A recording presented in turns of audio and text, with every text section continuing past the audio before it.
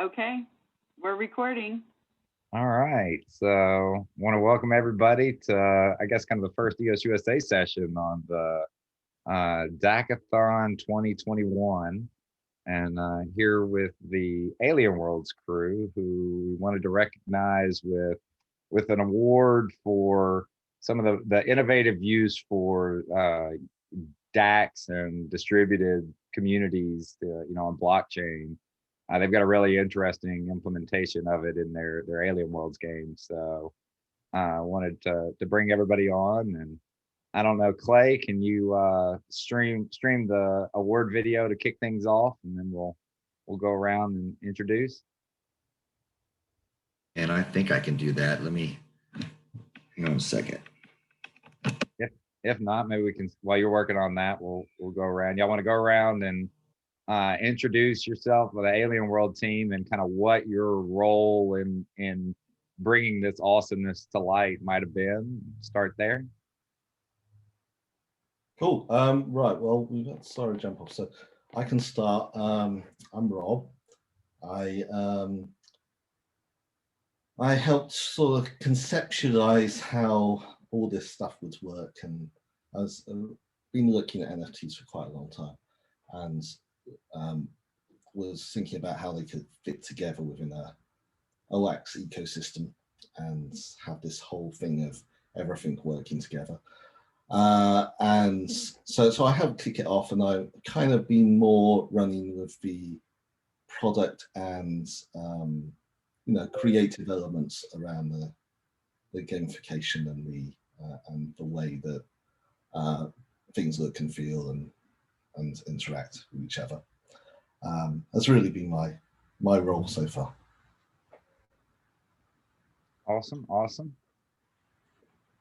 Do you want me to go now? I guess it's just... I think you're the only one on, so yeah. I was about to say, I guess you're left. I'm Michael. I'm one of the co-founders and the chief technical officer. So I do all of the servers and I've done most of the coding so far, apart from the front end, the Unity application. So I do all the smart contracts and the APIs and everything for the DAOs and for the pack openers and everything. So I kind of take everything and put it together like pieces of Lego and make sure that everything works properly. All the ones and zeros. And if things go wrong, I'm the one who has to wake up and fix it. That's true. I like to ping M Yates on Telegram. So I know, I just send you a straight DM. I broke it. My bad.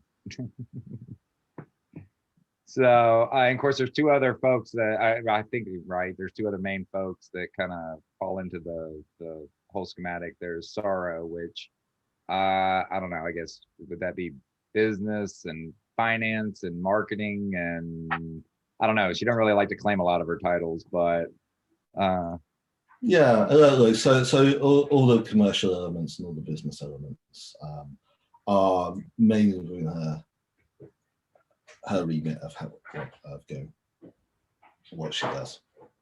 Yeah. And then Morty, right? That's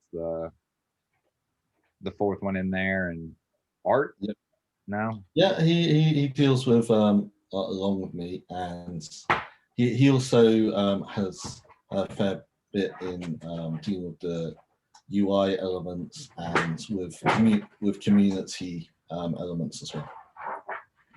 Awesome. Well, we're glad that you guys kind of found your way together and started creating some awesomeness. So, Clay, I assume we don't have the video yet, so we'll just step over to the next one. It's kind of a good transition of how. Sorry, buddy. I do have the video, but I don't know if it's gonna play or if you'll hear the sound. You want to try? Sure, try sharing your screen, I guess, with the video and see if we can play your award ceremony.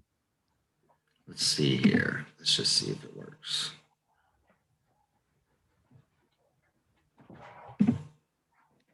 Maybe. If not, put a ticket into Yates. I can see your desktop. See it, but not hear it? I can see your Windows Explorer. Oh, you're gonna make Yates mad. Don't, no, there's no Windows here. That's Huh? a Microsoft skin on his Mac. Don't worry. Okay. Don't worry, Michael. Yeah, I think you're sharing the wrong window. You've shared the window with that. So if you stop sharing and then share the window that's got the video in it, it should work. Yeah, are you playing it?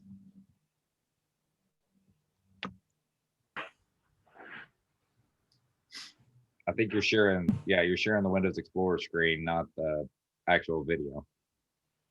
Yeah, I apologize, guys. I couldn't hear anything during that. So I need to stop sharing, right? You need to reshare the video. Are you okay? Let's not do this because I don't want All to. right, cool. So how about this? Let's transition over into tell me a little bit about how you guys kind of and gals came together originally to kind of form. I guess EOSDAC was kind of the first organization, or I don't know. Tell us how random everything came together. And we'll take questions here in a second. If you want to go ahead and throw it in the chat. I can probably talk to that most. Yeah, so back in the days, the early days of the when the EOS chain was not even existing, I met Michael on all the channels around EOS at that time, and he was everywhere around it. And then I somehow or another managed to find out that he actually lived very close to me. So I stalked him and got to meet up with him. And then we started chatting about things. He was really keen on DACs and stuff. And we started talking about block producers and things. And I ended up putting out sort of let's build or a post around let's build a block producer that's a DAC, and to that there was a bunch of people who just sort of wrote back to me and started saying, yeah, sure, let's do this, and they wanted to start really supporting it and things. So went to Michael and said, oh look, there's some people who actually want to do this, and so, well, okay, and then we actually just went ahead and did stuff. And that's kind of roughly how we met from my side anyway. So that was the beginning of EOSDAC. Yeah, that was the beginning of EOSDAC. And obviously we've had quite a long journey there. Michael's been like really heavy involved, but I've been a custodian throughout as well, and helped on a few key points. And so obviously we were all keeping in touch quite heavily and still remain to be custodians on EOSDAC. And then when we started looking at WAX and supporting WAX and perhaps doing a project on WAX, then obviously it was it was part of conversation that going, well, okay, we could go ahead and do this. And it would be quite cool. And this is what it would look like. So I mean, I initially had some plans which kind of a little bit similar, but not remotely the same as what it's turned out to. And then Michael and Sarah came in and started having redesigning a lot of the things and coming up with some things which would work a lot better, which then led us to where we are. What it launched 3 months ago. No, a little more than that, right? No, I think 9 months ago, if not coming up to a year now, I think is when we originally started talking about it.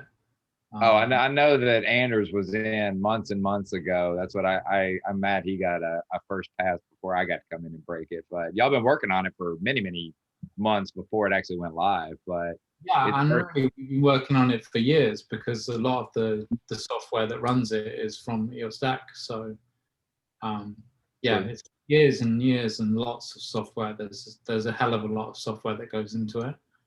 So from the nerd side, you incorporated a lot of that EOSDAC framework, or what, DAC factory, isn't that what it's called, or something like that? Yeah, so the DAC factory is what we were working on the EOS network. So EOS has the DAC factory. And then when we were talking about WAX, we kind of thought, well, we can just bring the DAC factory over to the WAX blockchain and call it the WAX DAC factory or something. But that wouldn't be very interesting, and it wouldn't be very aligned with what WAX is doing. So we that's when we started to reimagine how DACs would look within a gaming environment. So that's how it kind of evolved from the DAC factory into, how can we make people have their own DACs and get people introduced to it and just get people playing around with it. So the idea of the cards came up, and Rob was quite interested in making some cards and card games and things. So yeah, it just evolved from there to kind of bring in the DAC side. He knew NFT was going to be the hot topic of 2021 long before 2021. He did, yeah. That is one thing I can claim, is that I was absolutely convinced that NFTs would be a massive thing in the near future, that it would be good to do stuff in it. I think all of us that kind of jumped on the WAX bandwagon felt the same, right? Because that was one of their first pitches is, strength in, the NFT, and then of course Pink and the atomic asset standard really kind of helped. Anyway, so yeah, I think it's definitely been I've convinced WAX is a really good platform for it, and I'm convinced that it's all going to be seen as like one of the watershed moments for crypto and how it gets to a mainstream usage. So. Yeah, that's what we're excited about, seeing it bridge on multiple different aspects for you guys. Y'all are hopefully bridging more the ETH and WAX communities back together, and even, having some tokenomics go in between it. And then even partnerships, with other games and other platforms, that we're excited to be helping out with. Because we're all in one big WAX ecosystem. We've all got WAX accounts. Matter of fact, right? Alien World cards can now be staked and used in the game of our planet. You're starting to see, hopefully, that ecosystem really start to grow from the technology aspect as much as just from the community and I don't know, potential market. The more eyeballs you get, the better, right? Yeah, things are very early technology wise at the moment. That's because you're still writing them, Gates. Yeah, exactly. It's incredibly early. And things don't actually work perfectly by any means. Yeah. And things like, programmatically editing NFTs on the fly has not even really started to happen yet. We set some data on your tools when you mine, but that's very basic. So I think that's interesting. So most people, I don't think, know that feature. That's a little nugget, maybe. I know that. I've got my nice little one of one that is pristine, still in the box. But they don't realize, that you're using. Go ahead. It doesn't have a last mine set on it. And mine doesn't. No, I've never used it, so it's never had a last mine. So it's a pristine tool, right? But I don't think many people realize that, and it doesn't affect much now, but it may, right? Yeah, whenever you mine with your tool, it sets a little mutable attribute on the tool to say when it was last used. And that's what got us into trouble with the Atomic Assets API. Correct. You're always changing. And that's also why when you go and look at your assets, your equipped tools were always at the top of the list because you kept going back and changing them. It's related to that. Yeah, it's a slight bug there that they do it by last modified rather than last received. Right. I think they fixed it, but yeah, we ran into some of that, and some other sites may still. That y'all were kind of the first pioneers to I think back and modify it. To start setting modifiable data, and I think it's only going to increase. The people are going to start doing sporting things, and they're going to start recording the stats for the player on that particular card. We're going to do the Thunderdome, which will record the health status of each minion, and it will record the number of fights that they've won and the battles they've been involved in. So everything's going to be recorded on the card, which is going to be really interesting because you know, are people going to value a undefeated minion more than a one who's lost every single fight that they went into? So it's going to really play havoc with anyone who's trying to kind of programmatically predict the price of an asset. It's going to be almost impossible to do. You're going to have people looking at each individual asset and deciding how much it's worth. Well, I mean, they already have to do that cool. somewhat. Yeah. I mean, these 1 mints that go for 4 and 5 times, you know, the list price or whatever. So, I mean, the free market's going to already have to decide the price. That's the whole point of it, right? Yeah, having mutable attributes is going to really upset the apple cart on it, because all of a sudden there is no such thing as a set or expected price for a particular. At the comparable, you're comparable. Yeah, but everything is really unique and has a bunch of very unique history about it and ratings and so. So for instance, say you've got a minion who's just lost a fight and has no health. Now it's probably going to cost a little bit to restore that minion back to health. So when you go in there and you want to buy this strong minion, do you actually want that minion to be at full health, or are you willing to pay less and get? Or I'm already preparing for the telegram to get lit up. Is that I just bought this minion and he can't fight. Exactly. Yeah, you bought a dead minion. Yeah, I bought a minion and I bought a broken weapon, and now I've got that's what I can say. I mean, they're not going to know any difference in that, you know, from the market side of it. They're just going to see, oh look, it's Ted's card that he said was the best, and it's half price. Yeah, there's a reason. But buyer beware, right? Yeah, I mean, people need to be aware of this quite early on. They need to be aware of it now, really, that, you know, at some point they are going to be important. That's why I tried to bring it up, is that, like I say, I don't know where in the mechanics your wear and tear on your tool will be, but like I said, when they asked me how the tool that I shined worked, and I said, I don't know, I'm never going to use it. Like I say, that kind of touted there's a reason. Currently there's no thinking about wear and tear on tools. That wasn't designed in. So you just updated the last mutable attribute to piss off atomic assets? I mean, yeah, basically. No. We I think they won. They turned off your alerts, so now you don't get your red 1 anymore. So tit for tat. No, that's there because it's actually the best place to put it for future. But it's but yeah, we're obviously going to be looking at using these mutable attributes quite a lot in the future. Yeah, and it's a good place to store it in the actual asset itself. You could store things, you know, excuse me, one sec. Can you hear that? Is that a printer? Yeah, kind of. Don't worry about it.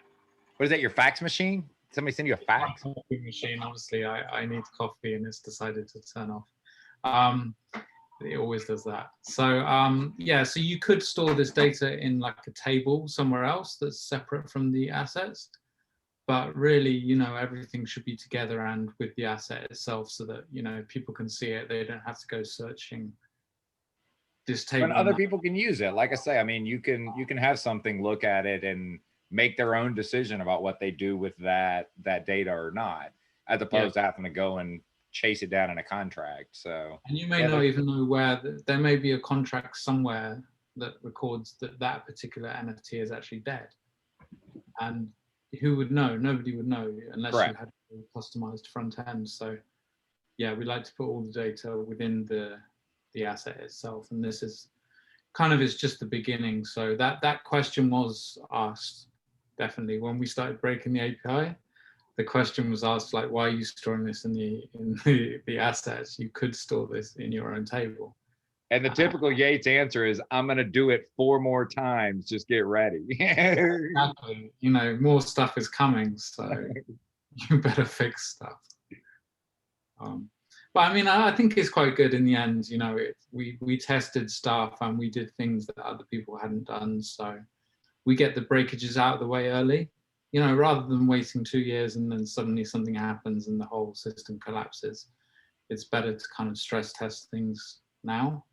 Yep. And they fixed it now, so actually we're not breaking it anymore. So. Okay, well, I mean, you triggered the rapid advancement of technology. I think they may have already been working on it because they saw the writing on the wall, but then it was like, yeah, I think so. And then it's like, okay, it's too late now. And I think the fire has done the same thing. The fire was nothing to do with me, but the fire has definitely triggered a lot of people to kind of, you know, get moving with their own APIs, because we had it planned. I was waiting for them to update the code, and I think they did that a couple of weeks ago.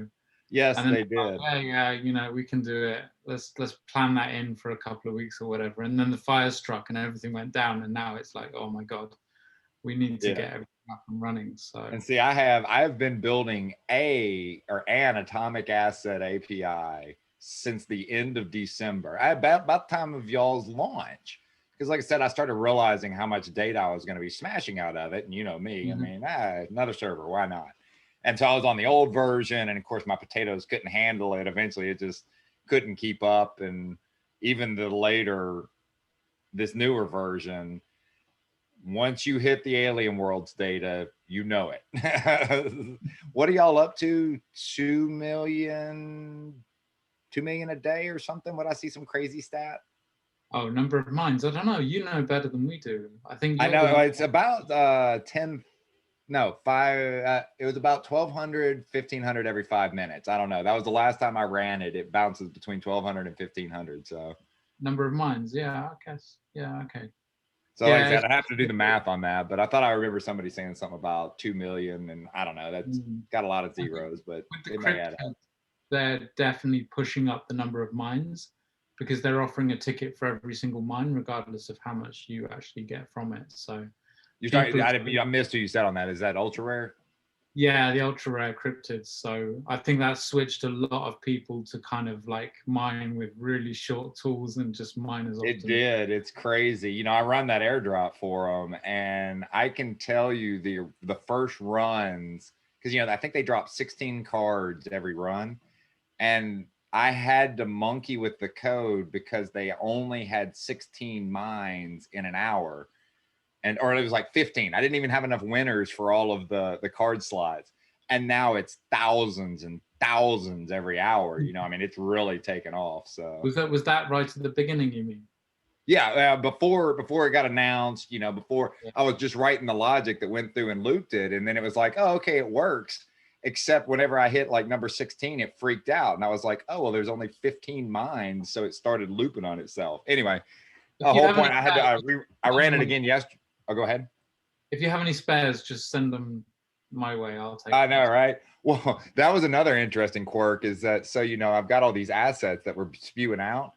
There's 12,000 of them is what we started with, you know, because they're emitting a bunch of them a day. But that's a lot of assets to wade through and randomize every hour to go through. But so that was actually the bigger part. It wasn't the mining data. It was actually the amount of assets that they had that I just had to randomize and pick, you know?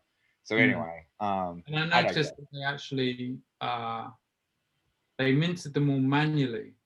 I saw that they must have done it through Atomic Hub or whatever. And you could see they started at 9 p.m. on one day and they didn't finish until like the next morning. That's well, and I had some conversations. And I guess we're digressing off on these different paths, but a lot of these services came because of Alien Worlds, is this integration and other communities and good vibes. That ties into your question coming up. But like to say is that it's really brought to light a lot of these meshing between the projects. Anyway, I digress. I've got a lot of things going on with that.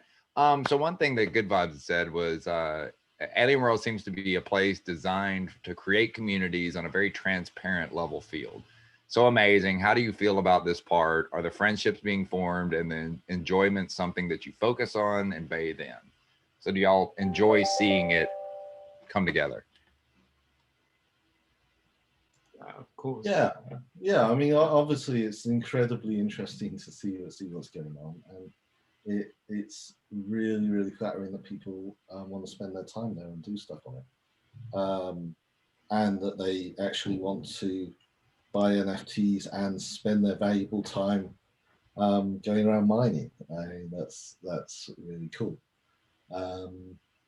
Yeah, so I think it's really cool. And I think obviously I'm always thought there's so much more we can do. So I'm kind of thinking, oh right, it's really just starting off now, and it'll be great when we manage to get some DAO governance actually working properly and seeing how that all plays out, and see how everybody's going to start interacting together on that level, and also how when we start having other different dynamics in, whether they take up in the same way the mining has, and whether they're going to be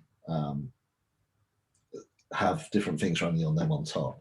So there's just so much going on. Actually, there's so many different moving parts that it's hard to keep track of.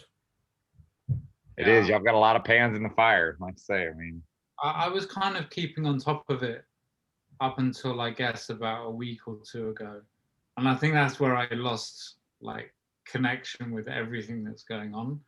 And I think even when we announced that we're going to have the the planetary elections coming up, I noticed that there's one guy who's already going around saying that he wants to run for election. I think it was on Neri. So that's really interesting, and he's already sort of thrown his hat in the ring pre anything happening. And as I look here on my other screen, I can see that I've got the Planetary Council election screen running. I was just working on that just before this meeting. I think I saw a screenshot of that, right? Somewhere I think I may have seen it. I think you may have, yeah. We get super secret access. That's when you partner, when you work with the feds. Yeah, so I've got that now, and it's kind of working, and yeah, should be up pretty. Do y'all have obviously no holding you to it, but ETA on when that is? I know y'all did a blog post talking about it, but it sounds like it's coming to fruition. Yeah, we were hoping to get it up this week, but it's probably not looking like it will be this week, but it will definitely be ready over the weekend, because I'm pretty much finished with it now. I'm just brushing up the the final finishing touches, because originally we had a UI that I'd kind of put together, and it didn't look so good, so we decided. I honestly think it looked absolutely great, but other people. It was all right, but we've got a much nicer one now, and it's animated. Hey, if you need, I'll be happy to lend my HTML skills to you guys and develop your front end for you. I've seen those, so I'll pass for now.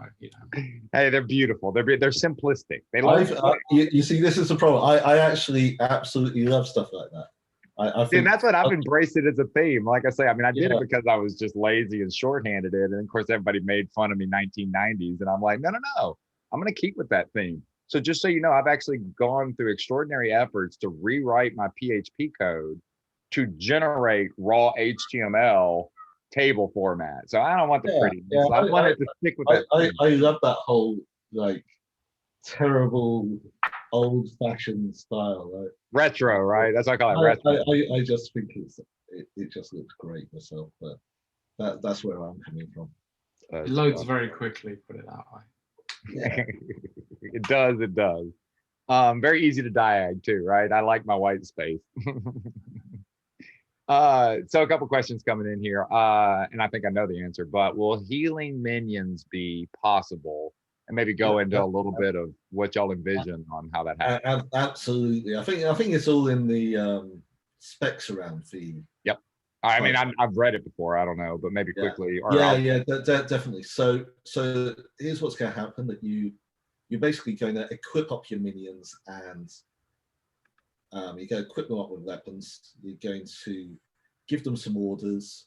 You're going to throw in, if you've got one, you might throw in an artifact which will help your minion or team of minions in the forthcoming fights, and then they're going to go off and they're going to fight on behalf of the planet that you specify, and then it'll be kind of more groups of them battling at a time, and then you'll have kind of winners who get some rewards and the losers who don't. And then at the end, obviously, they're going to need a bit of recuperation and a fixing, because these battles do take the toll. So there is going to be a service around healing and a service around fixing weapons. And there will also be artifacts which help on that as well, if you're lucky enough to find them. So yes, there will be, and it will be integrated into the whole dynamic that you'll say, okay, this minion can't fight because he's got a health of less than 20, right? Heal minion now, type thing. I think artifacts are. We haven't really talked about artifacts very much, have we? I don't think. I've seen them mentioned, but yeah, I don't think you've gone into it. You want to dive in? Yeah, we haven't really gone into them, but there's two which have been designed which will have an impact on healing, and one of them will effectively just heal it with that particular heal a minion with that artifact, and you heal or fix a weapon with a nano fixer. And otherwise, you can have other artifacts which will help you in the fighting game. So you see all the minions they have and weapons and things, they all have their kind of element and their class which they fit within, like air or gem or fire. And so there will be artifacts which actually help people or help minions who have that type in their fights within the arena. So it's kind of like you can throw in different things into the arena which will help particular types and classes of minions when you go through. So, but there's actually going to be a lot of other styles of artifacts. Artifacts are effectively there to change around the whole meta on things. And yeah, so there's one I want to put in, but it's going to take some coding, and it's not confirmed yet whether or not anyone will actually let me do it. Is I want to have a particular artifact which strips down your time needed for the next mine. So you have you basically burn that artifact and then you can mine again almost instantly. So that's one that I like to get. Oh, I see somebody crushing the good vibes leaderboards with that artifact. Well, exactly, but it might be pretty rare. So fair enough. Well, that's awesome. Like I say, it's always good to get a little bit of detail. And I know I've seen that out there somewhere, the artifacts mentioned or whatever, but yeah, cool to see where that goes. I'm just running down the questions and stuff in the chat. So there was a question about whether the cryptid hunt was taxing the APIs. I wouldn't, not particularly any more than just mining would be, you know. So if they mined in general, they would just they would still be, you know, updating the stats on their tools, which I think was the hardest thing on the API. I can't speak for the Atomic API. I guess it's probably not helping them too much. Well, what did you saying that it was the updating of the last mine is what was one of the first things they brought back up. So that's what I was thinking, is that if they're smashing in mines, I mean, in theory, they're updating their tools, but it doesn't really matter where they're doing it anyway. Yeah, they're just doing more of it because people are tending towards this quicker mining. So I guess correct. Well, but NFT miners have been doing that for months. You know, I mean, it wasn't about the amount of Trillium and the duration. It was more about triggering that NFT chance, you know, your different strategies, which I know y'all talked about that from the beginning. That's been an interesting dynamic that's really developed, is what all the different strategies are, you know, quick mine, short mine, things like that. Oh, here comes your video, I think. Ooh. Oh, Clay, you want to hit play? I think we see it.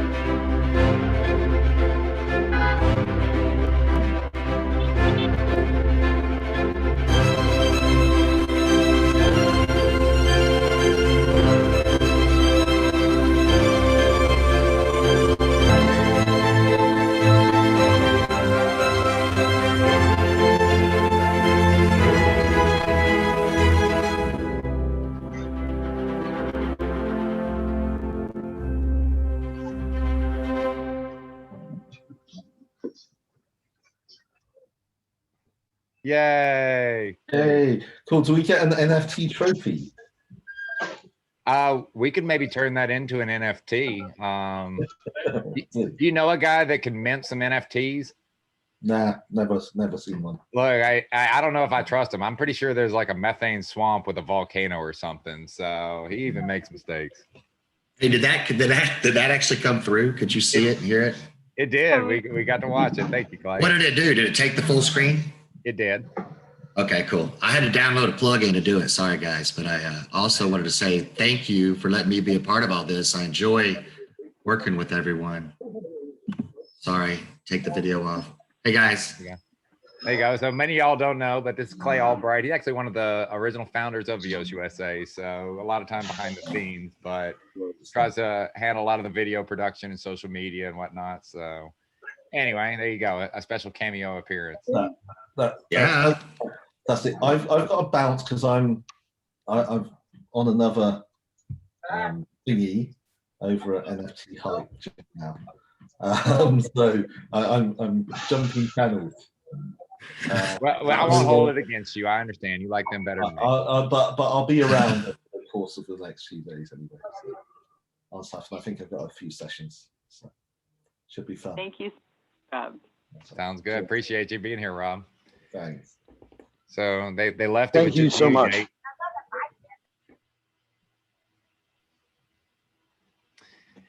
So I guess, well, now that you got the big brains of the operation, any questions, AMA for Yates? I mean, anything burning in y'all's mind that? What's your biggest mine? My biggest mine. Single mine. Yeah, your biggest one. I mean, I look at mine. Don't you look at yours or no? You have to. In terms of trillium, number of trillium.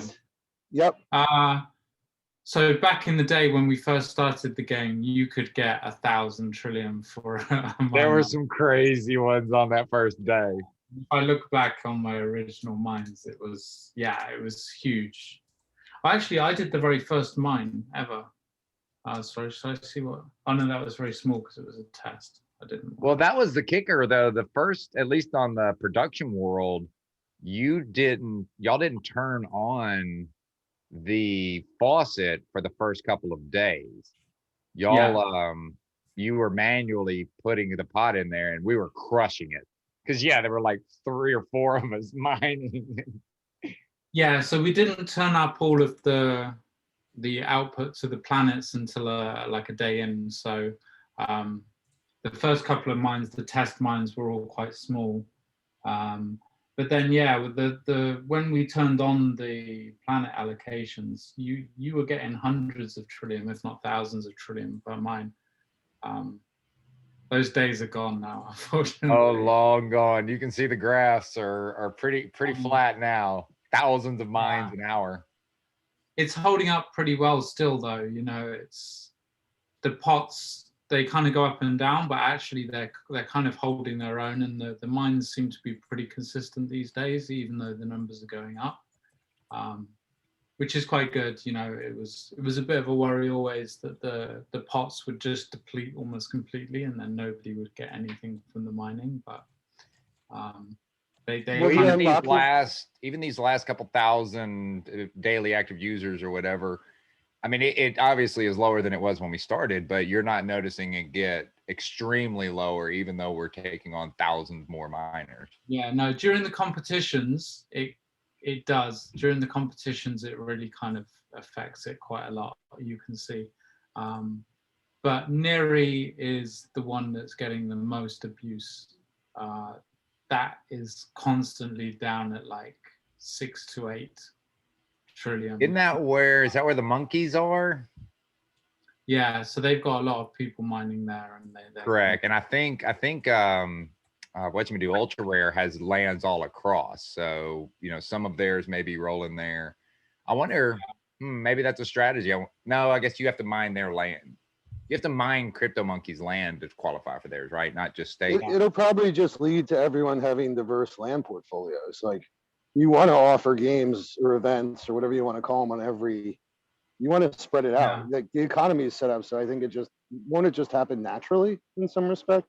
The monkeys are already expanding to So, other yeah, I think planets. a lot. Monkeys now have a couple that are not on Neri, so that they have diversified a little bit. But I think that's because they couldn't find any more land on Neri. They were asking around. I don't know if people have They been- didn't ask the right person though. No, they asked me. They tried to get me to give up some of my Neri land, but out of my cold dead hands. So yeah, I think they went and found some other stuff. But at the moment, like Ike is quite large pots, so that's a good place to be mining. How about this? Pronounce all 6 of the planets real quick and how y'all envision them.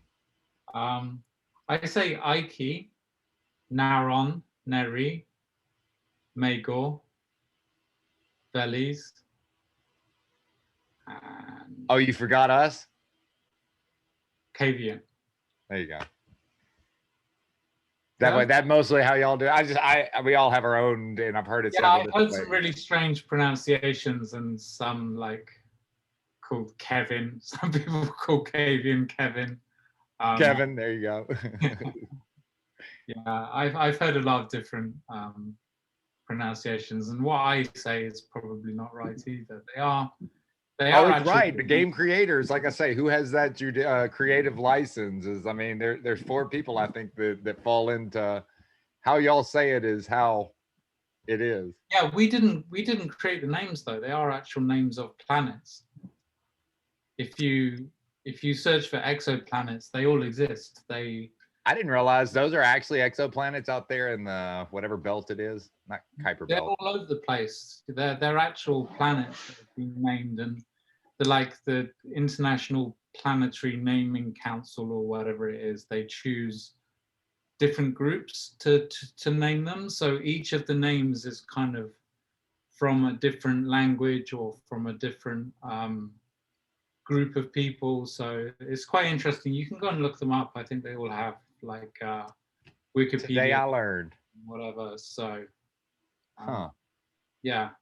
Can I ask, do you think that when you were talking about the pots before, when the planetary boxes start unlocking, the lock boxes, that should have a positive effect on the total pot somehow, probably? Or is that not? Everything's unlocked. Everything is as it is in the final.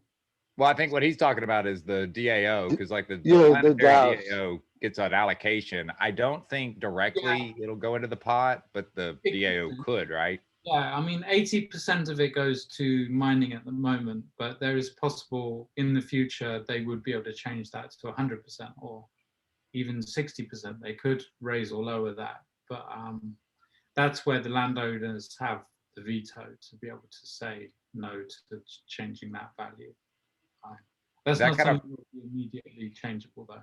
I was gonna say that plays into the whole DAO and governance aspect of it. So you've got the planetary council or whatever you'd call it and the voters, but then even as landowners or landholders, that's the ultimate top level veto. Well, I guess the feds are, but within relation to the planet itself, the landowners still have an supermajority veto right to even Only override. certain things though, they wouldn't have a veto for spending the planet tokens, for example. They would only have it for certain things which affect them directly, which is pretty much the mining allocation right now.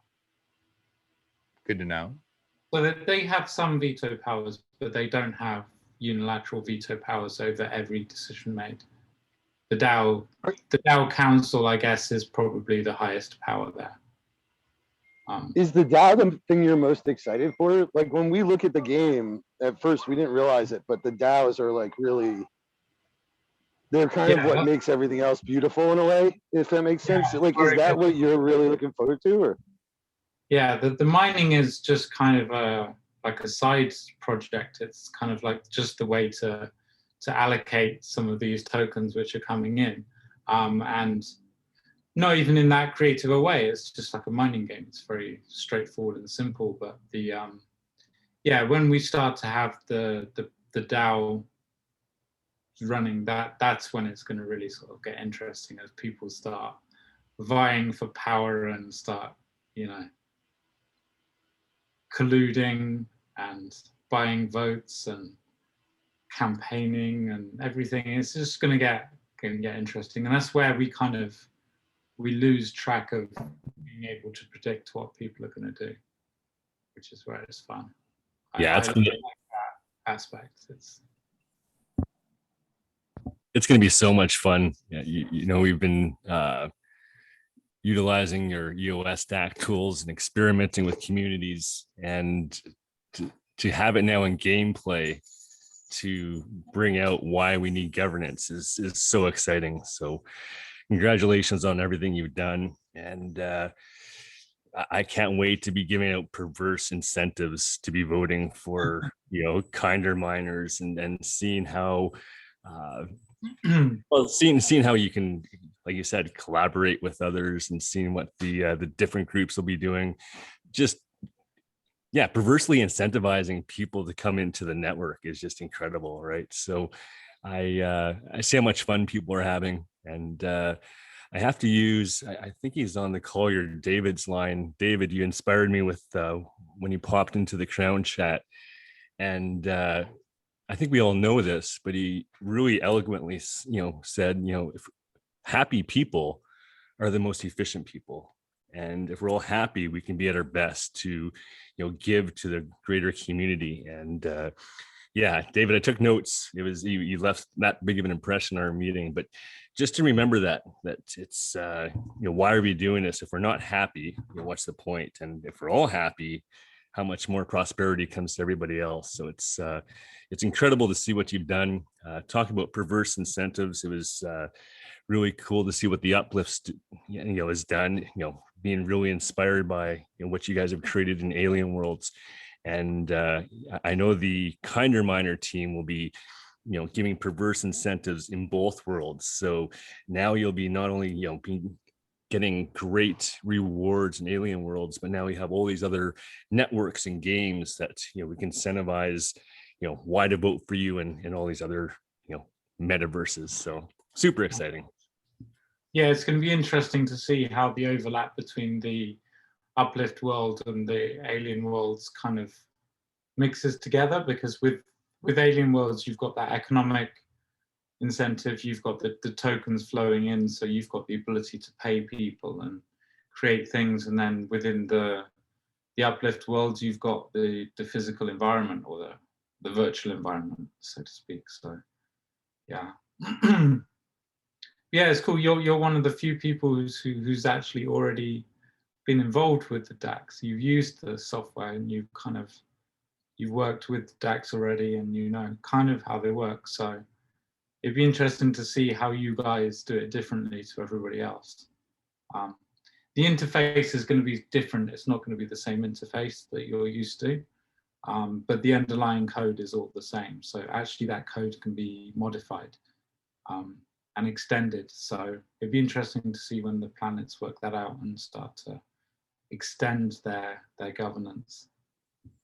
Well, and just the example, I'm sure you realize this, but maybe a lot of the people playing the game don't, that, you know, in this crypto craziness, you know, there's a lot of people obviously calling and asking for advice, and you know, wanting to bring their real world business onto the blockchain through NFTs.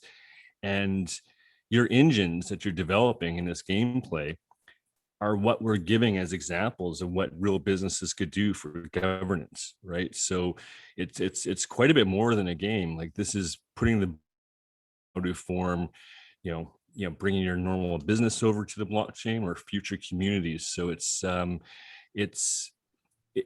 a great tool, more than just having fun and uniting our communities and gaining some independence and wealth and happiness.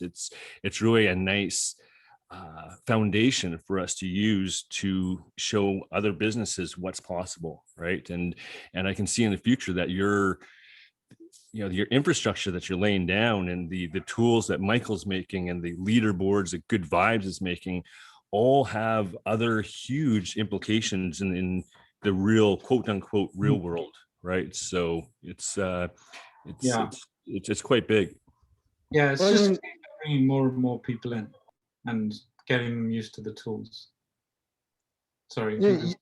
I'm sorry, you created an environment which, maybe it starts as like something where people are distributing really cool NFTs quickly, but what you really created in our point of view is almost like it's almost like a simulation of sorts. And people like Good Vibes and people like the Kinder Miners and like all kinds of different people are going to show up in it as different kind of forces in the simulation.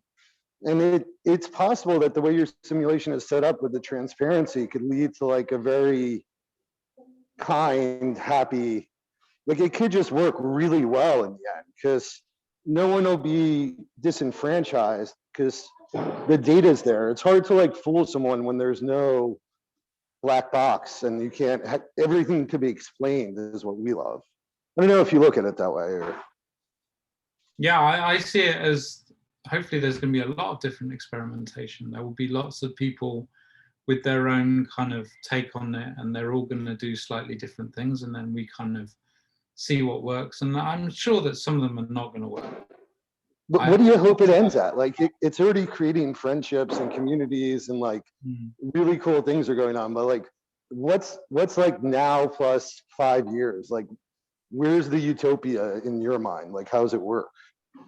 I think there's going to be lots of different ways to make it work, and it's all about, like, at the core of it, it's about people working together and people collaborating and being able to spend the money together and agreeing on different things. So that's the key, and I think it's going to have lots of different everything from like strictly business right down to games, like how it's working now. Like it's going to work how it is now.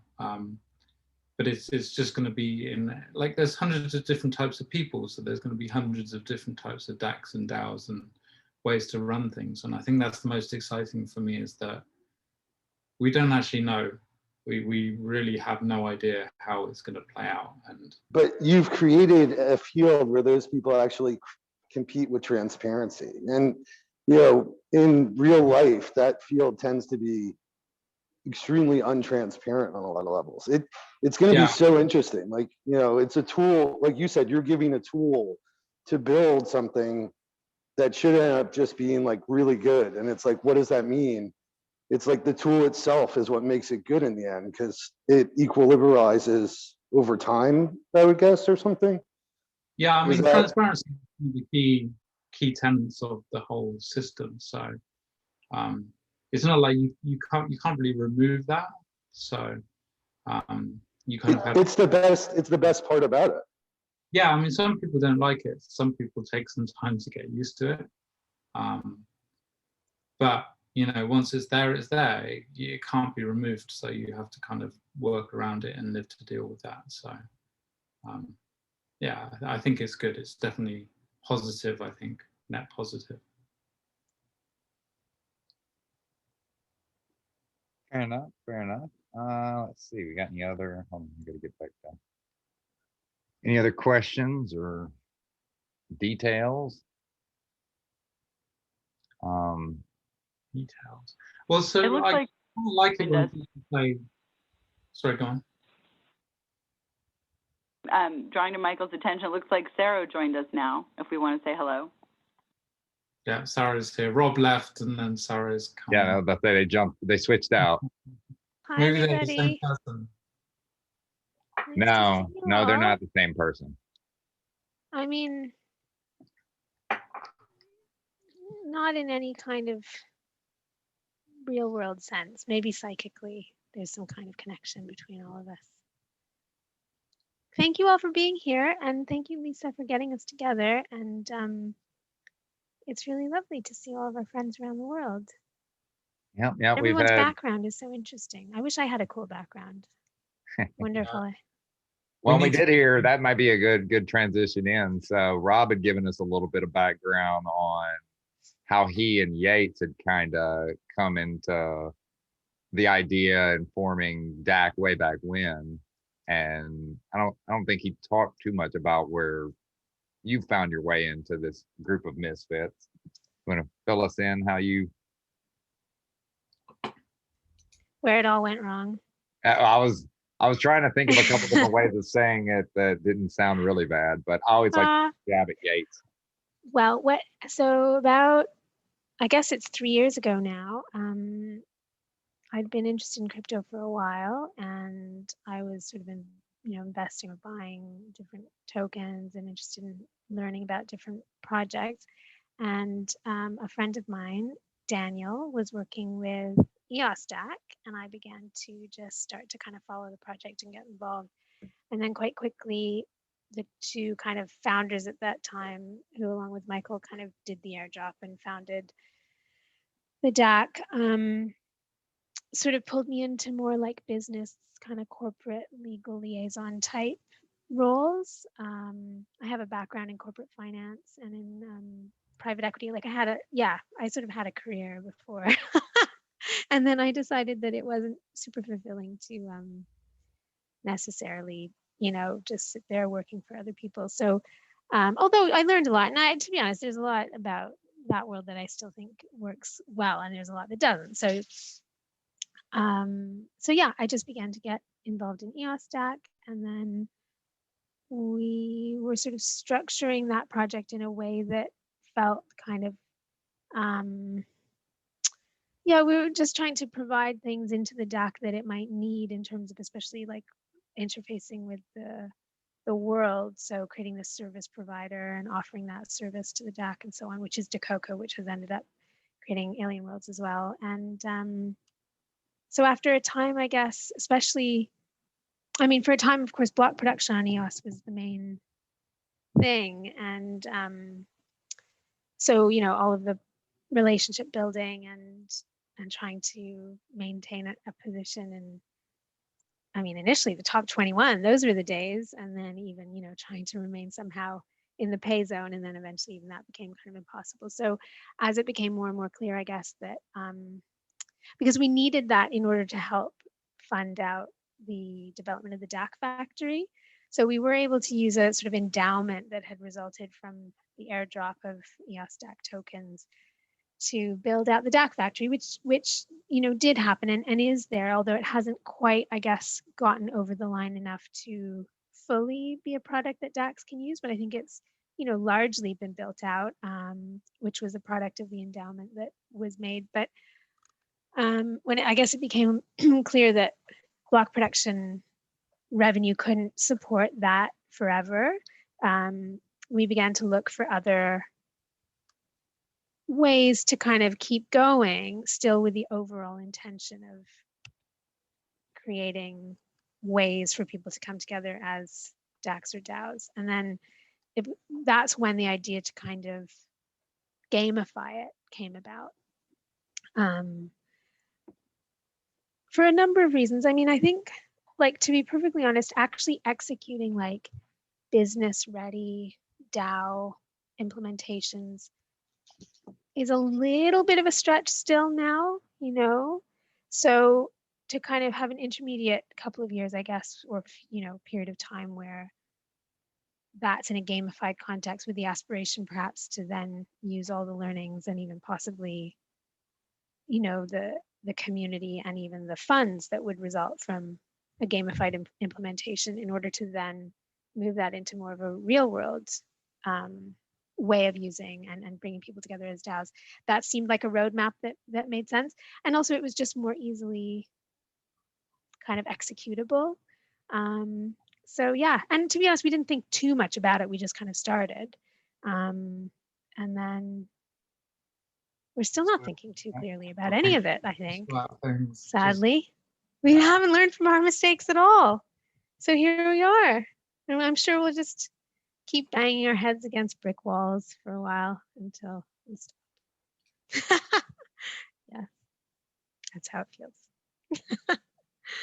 No, it's wonderful. To be honest, right now at this precise juncture, things are amazing. Like, we seem to have hit on an area of like human endeavor that is quite marketable and interesting and people are talking about. So that's always nice when you've got kind of a tailwind behind you, and hopefully that will help us. I think we have some big announcements coming up. Are you leaking them here? No. Okay. Sorry. We always try. I lack the artistry necessary to do that, honestly. I just have to kind of get my thoughts together before I know when I can leak something. I'd like to be able to leak something and tease it, but it just turns out that we end up saying things when we're able to. But we will have some big announcements coming up, I think, which is nice. One of the things that EOSUSA Michael was asking the other guests a moment ago was, what do you think about this moment and the success of the game? What's your perspective on that? I mean, I have to credit Rob and Michael really for that, because Rob had the initial insight into NFTs, and yeah, I'd say Rob had the initial insight into NFTs as this was back kind of maybe 18 months ago, and that was not something that I would have seen. And then Michael had the insight to sort of put DAOs into competition and to have that interplay with the NFTs, which is a very unique structure that we have, and is creating really interesting competitive dynamics that then plug into this NFT mechanism that is just such a nice segue for people to get into crypto, has this emotional content, creates a lot of interest. So I think the kind of fundamental product design that came from them was really brilliant. So yes, I think that but at the same time, you can create something brilliant and it doesn't end up getting recognized by the world. And I suppose 9 out of 10 brilliant things follow that kind of trajectory. So I think we're just lucky that this is I think it's an interesting and cool thing that we've built. But the fact that it's getting the traction in the world that it is was also down to forces beyond our control. Although Rob had the foresight to see that. I don't know, Michael, did you see these more kind of like NFTs? Was that something on your radar before Rob started talking about it? It's hard to remember, to be honest. I think it was, but it wasn't like, oh, we have to do NFTs. It was like, okay, yeah, NFTs definitely wasn't. Are be important. They are really cool, but without that kind of overwhelming need to kind of do. Oh, see, I was sold on NFTs a long time ago. I can't really remember. That's a long time ago, 18 months or a year. But don't you remember our very first conversation about it? When crypto I remember it. off, you don't remember. That wasn't when you had the epiphany of the game assets really being your own in the same concept as a token. Yeah. No. I don't know when that came. I was about to say, you were ETH, right? You're pretty big into ETH, so that's why I figured that was for us whenever I really realized where gaming and that you can take it to the next level and bridge the ecosystems. And it's still how I describe it to people today is, imagine if you took your Call of Duty rifle and could go play it in one of the other games, even another developer's platform, right? Sony to Sony, fine, but if it's an asset, like you see, y'all have been able, or people have been able to take your assets and adapt them into their game with whatever mechanics they use. Yeah, NFTs have been around for quite some time now, at least 5 years or so, right? Since CryptoKitties and the CryptoPunks. So it's always been known that these things they are interesting. They've definitely got a lot of interesting properties. And then with Wax came along and they did their, the VIRL stuff. That was really interesting. And the marketplace that they had, which got closed down. So yeah, it's definitely always been there. But like I say, it wasn't really kind of, I was always too focused on something else. And I think it's a bit like with Bitcoin as well. When Bitcoin came around, I knew about Bitcoin really early on. But just I was busy doing other things. So it's I knew that's there. I knew it's going to be important, but I'm just focused on this. What got us into Bitcoin way back when is, we have a managed service IT firm. And so whenever that first round way back when of ransomware came out, and I remember it was 10 Bitcoin ransom, for unlocking these computers or whatever. And we had known of it, but then really started digging more into it, and then obviously have progressed from there. But yeah, Are same you kind trying of to tell us thing. that you were involved in the ransomware racket? We've made a lot of money unransoming, right? I mean, you see in the channels, I'd say about once a month, I get a ransomware call that I have to go and Yeah. You said. Anyway, different call. Hello, how are you? I have a question about the Trillium. Do you expect the Trillium to become when the people start to exchange, or that was not on purpose? Sorry, can you repeat the last bit? If people start to exchange the Trillium on Alcor, by example, for wax, or that wasn't the purpose of Trillium, then the people start to make trades with that. I'm going to leave this one to Sarah. I mean, this is a property of tradable It's your tokens, assets, right? Yeah. right? Is that they're likely to start being traded. I was actually really interested to see the other day that a land pack was on eBay. Did it? Yeah, it's since sold, but you can still see the listing on there. You can't stop people from exchanging anything, right? Correct. And but that's part of what we're selling is, I mean, it's your asset. Good, yeah. I mean, do what you wish. It's a property of the, it's not okay on eBay. Okay, fine. Well, maybe it's a really bad thing, but I guess for me, it's illustrative of the fact that there's markets are just an expression of people wanting to exchange things, and they can happen in lots of different ways, and you can't, of course that's going to happen when you have something that somebody wants in different quantities at different times. So yeah, I think that was something that was a surprise to see. Yeah, with a cryptocurrency. So yeah, you were going to mention a lot of things we predicted and a lot of things we didn't predict, and I think that's probably one of the things that's a bit easier to predict. And I guess we're going to see more of it as well, more trading like with NFTs and stuff. What's really interesting for me is like how people are kind of using the abundance as kind of like currencies now. I remember, Michael, quite early on, you started like pimping out people by giving them a tool and saying that they can mine on your land. I tried. They don't stay allegiant, I mean, I have no power in blockchain other than please. And I was like, and then of course they'd rail on me that they weren't getting enough Trillium. I'm like, yeah, so I mean, there's experiments, and that one didn't work out, but maybe your next one will.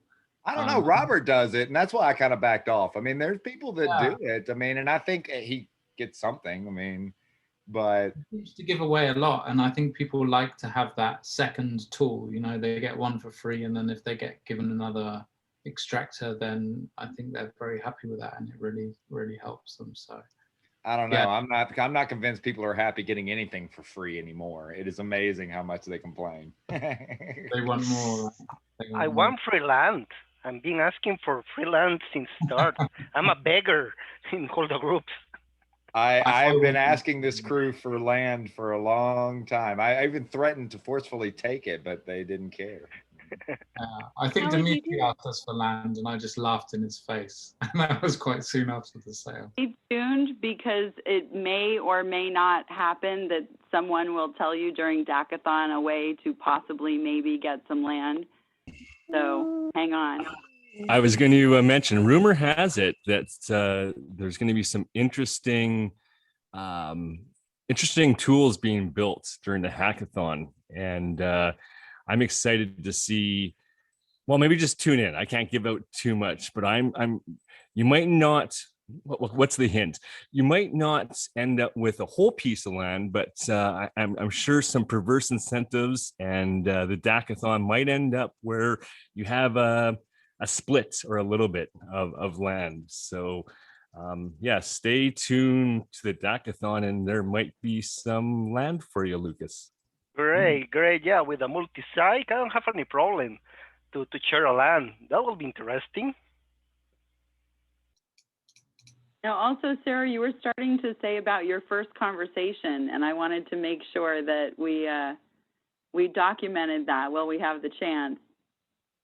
Yeah. Well, I remember our first conversation was basically, I remember the first time I sort of started to cotton onto this, I started to mention to Michael that it was really hard to implement real world crypto solutions, because then you have to do a ton of regulatory stuff first. So you've got this huge, so if you want to create like a crypto payment platform or something, for example, that's, especially if it's consumer facing, you're kind of hitting up every major financial regulatory regime across any country that you're trying to roll that out in, which for crypto is globally, right? So that's like a big undertaking, requires a lot of capital, etc. And it's kind of a little bit speculative how useful it is anyway, right? Like you have to, there's a lot of other things out there that are like that. And so, whereas if you can put similar mechanisms, or to put that into a game means that, it's not going to be like a payment platform. It's not going to be the types of things that regulators need to be that concerned that people are going to be misled or not going to understand what it is that they're interacting with or whatever, which is what regulators are normally really concerned about. And so it makes it all kind of much more clear that this is, it's not intended to be a replacement for like real world mechanisms. But then you can actually put in a lot of really interesting and fun stuff, including like all the DAO stuff that we found interesting. And so I think that like particular insight for me made it more quick to market. And then, well, in my recollection of this conversation, Michael then said, well, Rob's specifically looking at that right now because he's really interested in NFTs, because his kids were like obsessed with various gaming things and he himself was. So then, and I think just fortuitously, like at that moment, Rob walked in the door because we were all meeting in a cafe. So we started to harangue Rob for like, this is my recollection of it, for whatever he was like. We were like, so what are you thinking about NFTs? What is this? And he started to talk about wax. And I hadn't at that point really wax. So I think we were already a guild and stuff like that, but it hadn't entered my awareness as really what it was all about. And so I think that was the first conversation.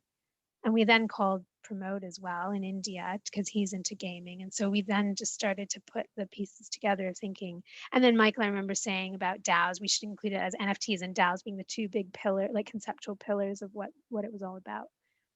So that's what I remember. And then thinking about the fungible token, the NFTs. Yeah. I don't know if you have a different memory, but.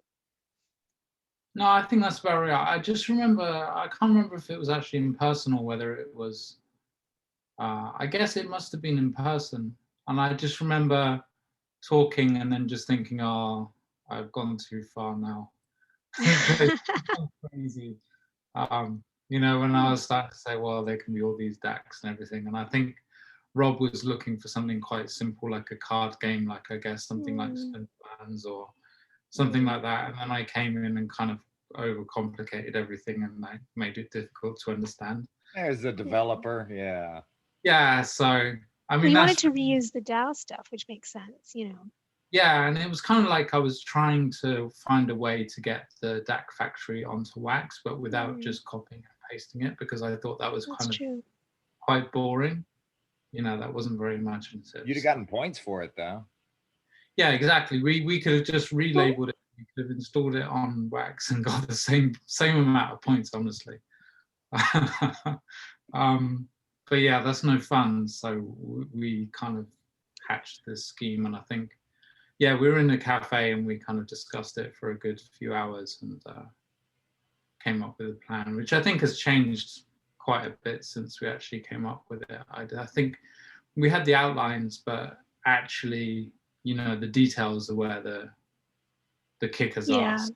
A lot of the details we had to work out over time, and then it's very easy to say, oh yeah, we'll just build a front end for it, but then that's been the thing. Takes 6 months to complete, and then you hit a problem, and that takes 2 months just to get past this one little problem. So I think that's, for me, that's definitely the thing, is like we don't actually have in-house front end capability, which also means we don't actually have that kind of management capability naturally. So I think that's probably in our next like hiring phase is going to be to figure out, and I've actually been having some conversations that make me feel like, oh, we should hire all these job titles that exist that I didn't even know, like producer, product designer.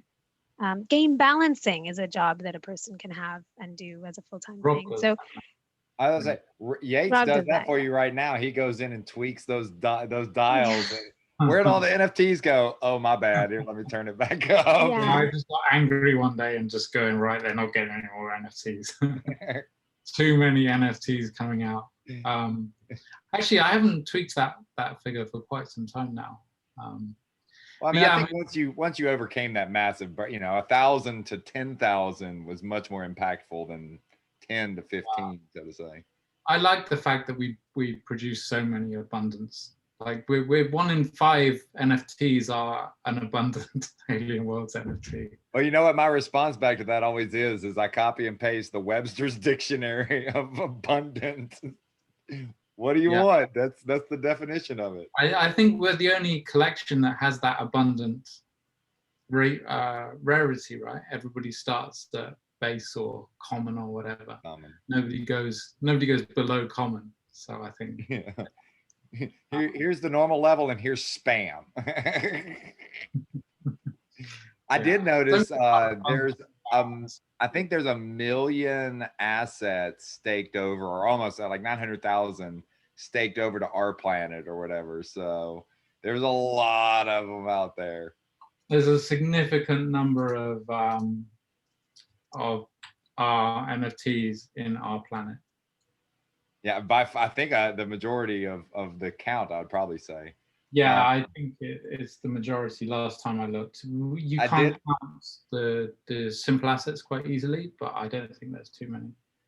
I did notice a lot of those abundance have finally crossed the magical 6-figure counts. So, like, I think the humans were 120,000, and some of the the avatars, those abundance.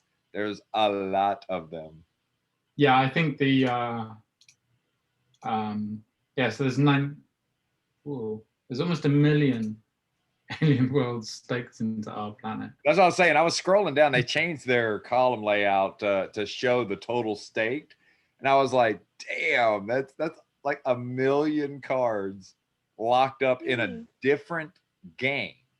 That's the mind blowing. I mean, they can't even be used in y'all's game right now. I mean, they can come back and use it, but that's that next vision of they have taken shared NFT assets and built a framework to where y'all can coexist.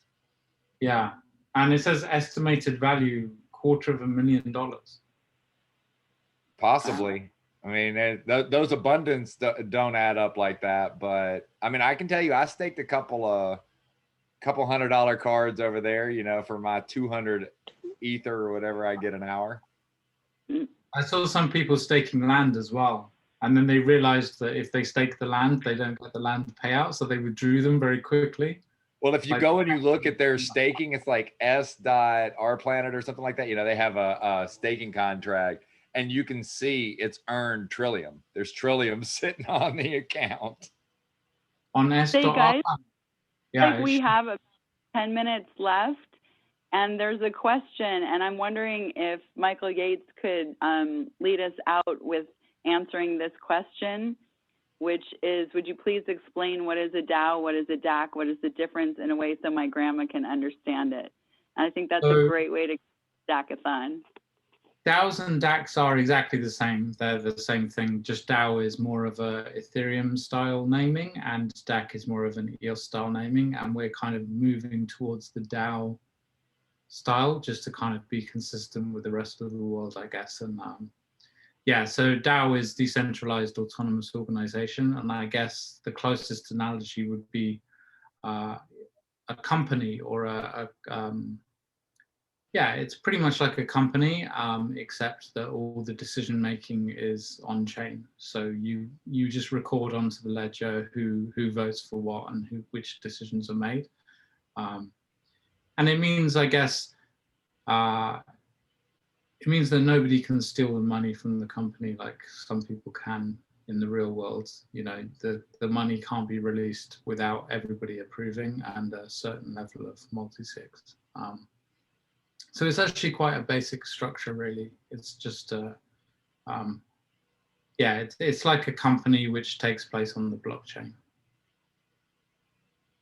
The other thing I suppose that it does in most of the ways that it gets implemented is it ties, so it puts the token at the center of both governance and the tracking of value. So because of stake weighted voting, it allows a person to kind of grow their stake through working in the project or by putting more economic value into the project, which you could say secures it. So it's meant to kind of it's meant to translate different types of participation into the one unit, which is the token, and then like to apportion that and to use that to make decisions as well as to make payments. So by combining like the store of value in the unit of account with the governance tracker, you do something quite kind of powerful. So long as you want to conflate those two things. I mean, some people think that governance and stake shouldn't really be connected, but in DAOs they typically are. And it's quite interesting. It's quite a basic concept, but it has all these emergent properties as well, almost like the mining does. You know, the mining is so simple. It's just like click a button and put your tools together. But then we see what arises from that, like different groups forming, different competitions. All these kind of things arise from that very simple concept. And I think DAOs are quite similar as well, that they're almost a blank piece of paper to do whatever you like. Grandma says thank you. Yeah, let's say that passed the grandma approval. Aww. I hope so. It's and I think that's why we want people to actually use them, because it's much easier to see what a DAO is when you're using it, when you're taking part, than just to kind of be on the outskirts. You know, you show people the software and you just say, this is how you make a transfer. You have to get these people to approve. They kind of get it pretty quickly. Whereas if you try to explain it in these very kind of abstract terms, it just kind of like gets to a point, I feel, where it fills up their head and then that overflows and then they just don't care anymore. Michael, that's something that you and I deal with when we're talking to people, but normal people that have normal conversations don't always feel that way. It's a problem. I feel that happens a lot of the time. People just stop listening. I can see it in their eyes. They just stop. That's what my guys, you know, I mean, all my guys that I work with say, just tell me the time. I don't need to know how to build the clock. Just tell me the time. So it's very hard for us techie people to actually do that. We have to kind of leave out a lot of the detail, which we believe is important, which probably isn't, to be fair. Well, that's why I asked him. I was like, so if I didn't say any of this, would you have approved it? And he went, absolutely. As a matter of fact, I'd have given you more if you'd have just not. And I was like, okay. Anyway, I digress.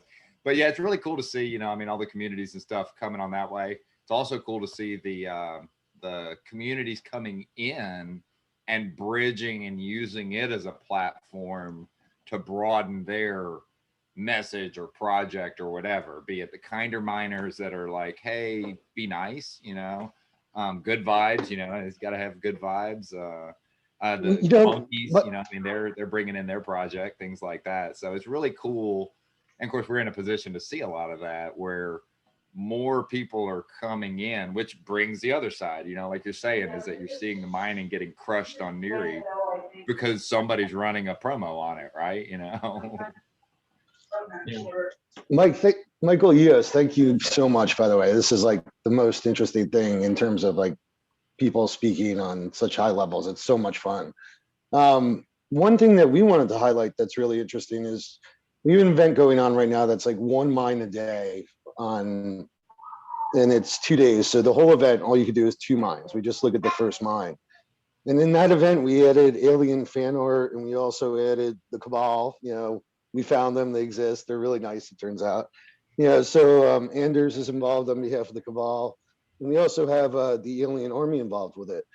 And it's like, you know, like I keep going back to community, but it creates this like cool shared community where maybe we all can do like 1 mine a day together and then go, and whether people bop around or not or whatever, you know, it's a game where people are going to do whatever they want anyway. There's so many different things everyone could do, but if there are things where like as a community, all 6 planets could somehow like just do some fun stuff together. And I think what's going on now with the morning blast thing is like the start of that. But I feel like that could be.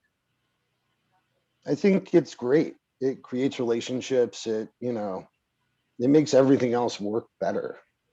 And I think that's something everyone could do together, and it's happening now. Like the Cabal, Good Vibes, a relatively new landowner group that has some really cool art that's made up of 5 lands, and then the Alien Army are all like, this is an idea that's nice to all of us. Like everything can get shared, and it doesn't take anyone's time, and you could do it in any time zone. Like stuff like that, if it starts happening in the game, develops a community that's so impressive. Hey, Good Vibes, we really appreciate everything you're doing. I'm sorry that we haven't always been able to participate in your tournaments and stuff like that. Oh, you guys are the best. Like we wouldn't be We're here if it wasn't for your team. I mean, please little never in it. apologize to us. Yeah. Well, no, but I do feel that way because I'd love to be more involved, but there's a limit to everything. But maybe one day I'll be able to come and be in a tournament. Yeah, well, Anders and I we were super chatting support last what you night as we did our mines in the morning blast. Like it was a lot of fun. I beat Anders last night. He had a fizzle of a mine, but stuff like that's just kind of like, I don't know, it brings everyone together on like a fun. I think it's very constructive for a lot of things. Oh yeah. Just from my perspective, like the Good Vibe events is what has really gotten me into Alien Worlds, and got me from being a noob to actually understanding and wax, blockchain, and Alien Worlds. Cool. I think the pie competition is really inspired. It's very simple, but it's really quite cool when you think about it. That it removes a lot of the problems that we have with the competitions. Like bots can't play it. It's only people that can play it. And did you see it, Sarah? You have to get the closest to 3.14 wax. Oh, that's so funny. On Pi Day, right? I mean, that's coming up, right? On Pi Day, yeah. Listen, I just want to say, like, that's actually not a Good Vibes event. There's 6 people in Good Vibes that have created a thing called the Wax, the Wax Pack. Thank you so much. It's an awesome name, and they came up with that, and they just asked us if we could tweak a little tweak. And I mean, listen, it's one of the coolest things ever. It's like precision mining. You can play like golf while you mine. Like there's so many things that you can do with it, and we're super excited for it. But this is an idea from like Tedward and Wolf Blitzer. I know them only as like things on Discord, but this is really their thing. We're just throwing up a board for it, and we're super excited for them. One of them just bought a land. Like it's a really good vibe. I think the whole tournament thing is really like, because tournaments are really significant in esport design, and it's something that we need to like get our heads around more, especially for the Thunderdome. I think Rob has already, basically scoped out a kind of tournament-based dynamic, but yeah, I think it's that kind of team competition is what we appear to be tapping into. I guess the competitive DAO structure lends itself to that, and Good Vibes, you've certainly like demonstrated that. So yeah, we feel like we spread the best vibe through teams. Like we sit in a couple of the team chats, and we feel like honored to be there. But they, like it's a level of friendship. Back when we used to play like EverQuest and stuff, you'd have like small groups and clans, and like you knew about their kids, and it's easier, I think, to talk in smaller groups about personal things sometimes. I'm not sure, but it's creating a real like awesome social vibe, if that makes sense, that we're super, super happy about. Like, I think it's one of the best things we've done. So it's almost like, I mean, you could have each of your teams be a DAC, but I suppose there's no particular reason. But what you're really describing is that you're forcing that, though. Like you're forcing that. You're not forcing it. It's like the way your system's set up. Like our social net, like the thing it creates is exactly what it's meant to be. Maybe I'm still not 100%. I can't explain DAO to my grandmother, so I'm not like the person. But I feel like that's what's happening. Not everything needs to be DAC, but I suppose what you're really describing is like the people coming together. But I wonder if there's, but you are basically creating like people coming together, but then competing with others. That could get interesting if you put a token in there. Yeah, but you're competing, like the teams, it's the same in like lots of games. You're not so much, you're competing to win. It's like, Yeah. I don't know. Yeah, like I want to win when I play things. I'm doing Dwayne's Quest right now, and like I'm gonna win Dwayne's Quest. It's one of the most interesting things I've seen. It's like a game on the blockchain. It's super cool. But you know, I want to win, and like I think your system's set up that you could actually make it fair so anyone can win.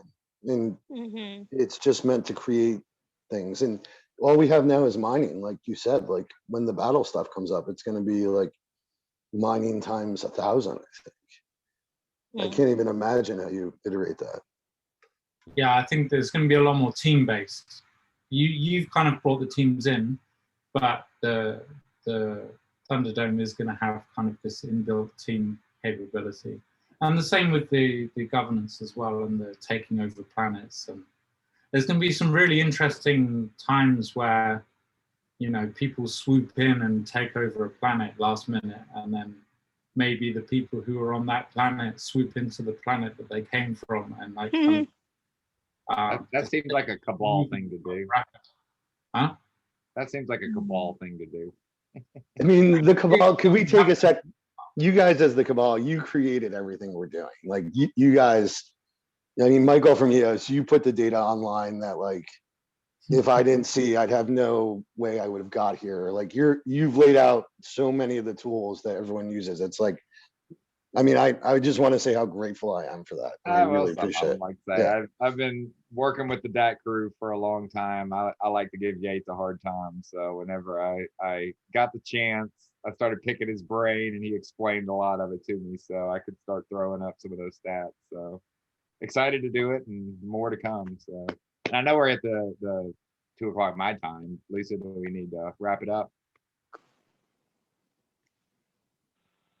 Say thank you very much to you, Michael, for hosting, and thank you very much to the Alien Worlds founders for joining us, and more importantly, for creating this incredible proof of concept that we are using to inspire us in many ways every day. And when I say that, I'm not exaggerating at all.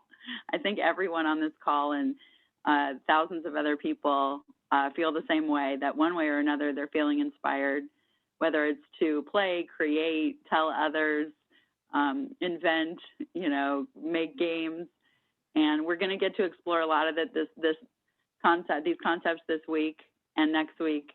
And I know you guys are going to be back. You're going to be on the Uplifter show in the next few days in the mornings, so people can tune in to watch that. And we're going to upload this to YouTube, as we will with all of our sessions, hopefully, if all goes well. And so thank you so much for joining, and we will be seeing you back in the coming days. Michael, is there anything you wanted to add? EOSUSA Michael? No, thanks for everybody for joining, both the guests and the attendees, and come back for more. If you got some ideas of things you want to talk about, like say, hit me up, just hit me on Telegram. So let's Hey, I just said, do what you want. Friendly heads up, I just dropped like $2,000 on you know, land keys while we were chatting here, by the way. Unbelievable.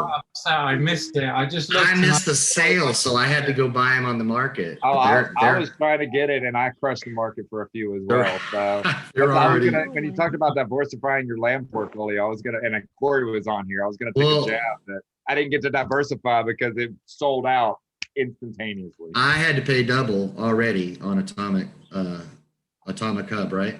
Yeah. So that's amazing. But it reminded me, you know, when you talk about these NFTs, I know Sarah was commenting, you know, they're different from currency. You know, they might quadruple, quintuple, you know, 6-10 times, just depending on how bad somebody wants something. It's insane. You know how people get about their collectibles, and now they're on digital. Oh yeah, guys. Oh yeah. Good stuff, have some man. more discussion if you want to have some more discussion, but unfortunately we are going to need to end right now. So once again, thank you so much. Thank you for all that you're doing. Thank you.